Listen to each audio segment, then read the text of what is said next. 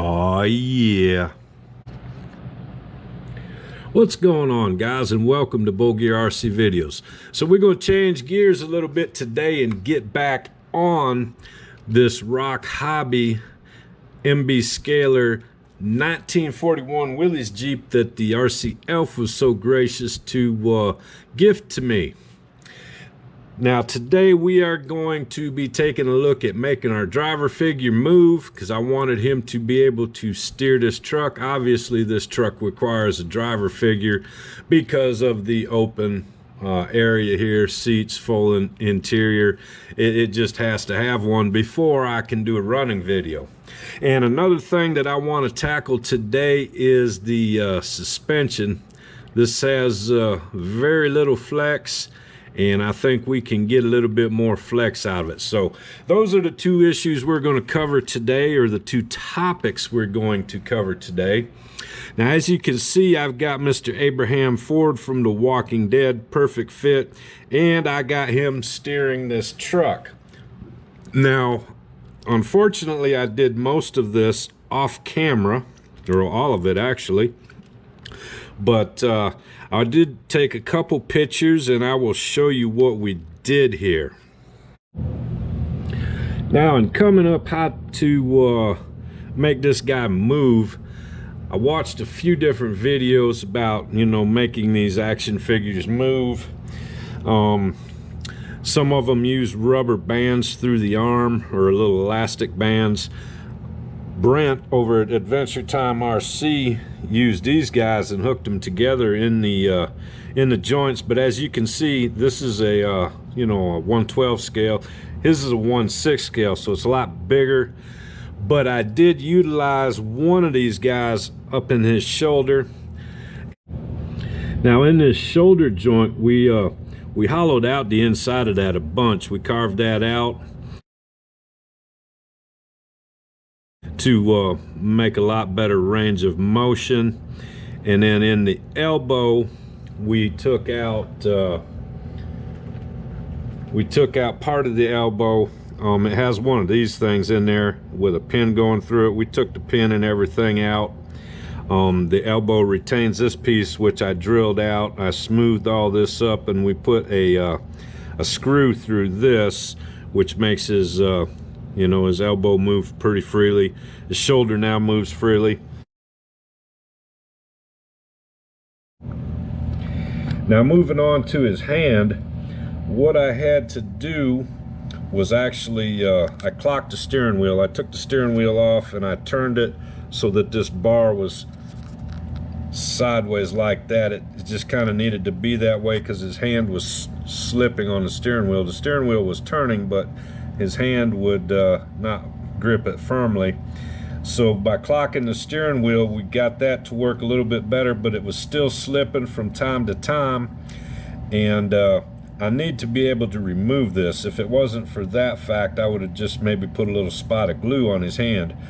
But what I did is I put some Velcro in there, a little bit on his hand, a little bit on the steering wheel.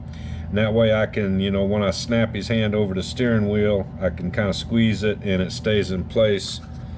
And the other thing we did to just kind of hold him in place and keep his hood down was we put Velcro on the back side of this hood and on the back side of the seat.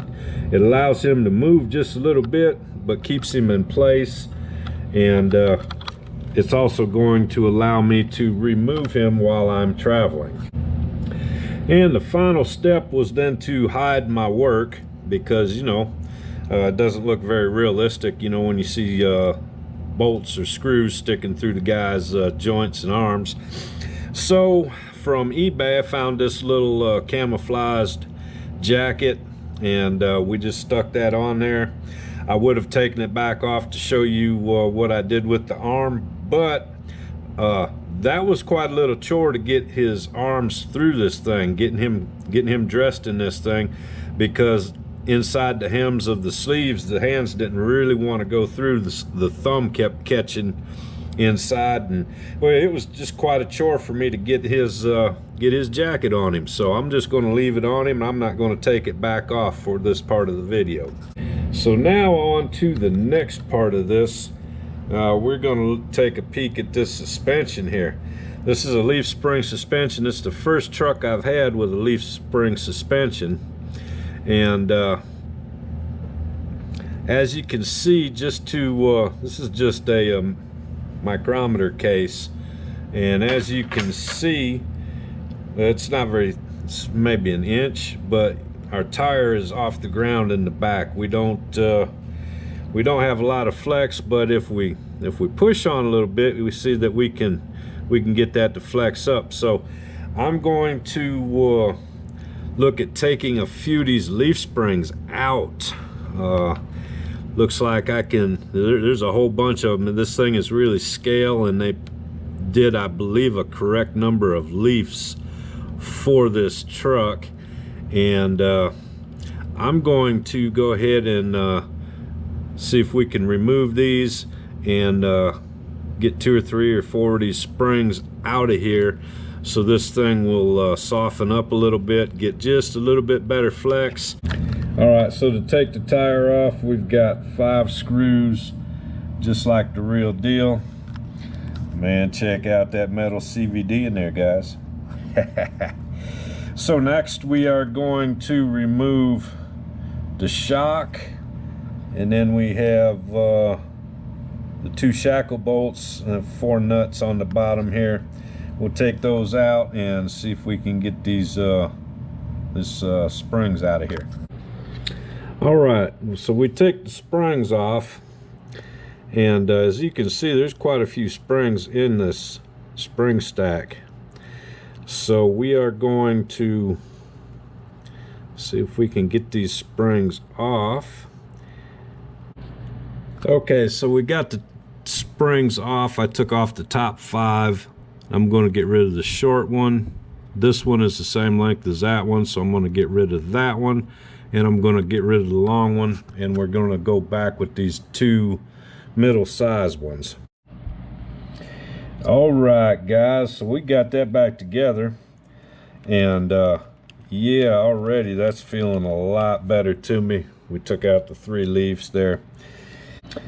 All right, guys, so I made an interesting discovery just now. The shocks that are on this are basically just empty, and you think they're just there for looks. And I was noticing on the front that when we get to a point, they stop the suspension travel. They're like a bump stop for the suspension. And I was looking at that, and front is necessary actually, because we have the C-hub there, and if we let that continue to travel upward, the C-hub would contact the frame while we were trying to turn. So in the front, they're kind of necessary.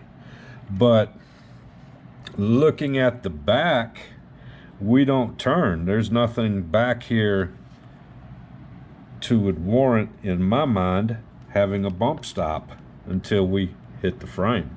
So that looks like a lot of extra motion that we can get out of this suspension after we soften up the springs. If we take the bump stop out, which is in fact the faux shock, we get a lot more travel. Another thing I noticed is we loosen these up just a little bit, it does free this all up and lets us move a lot easier. So anyway, there's one side done. I'm going to get to the other side and we'll see how far this thing will flex. All right, guys, so we've got us a whole pile of spare parts here, and we have a truck now. Check this out. We got this guy steering. We got some scale flex going on. It's about the right amount of flex for a vehicle of this size, I would think. Yeah, it looks to me like we got this guy ready to go on a little scale run. So I'm looking forward to doing that, guys. And until next time, Roc Hobby bullgearrc video said, I'll see ya.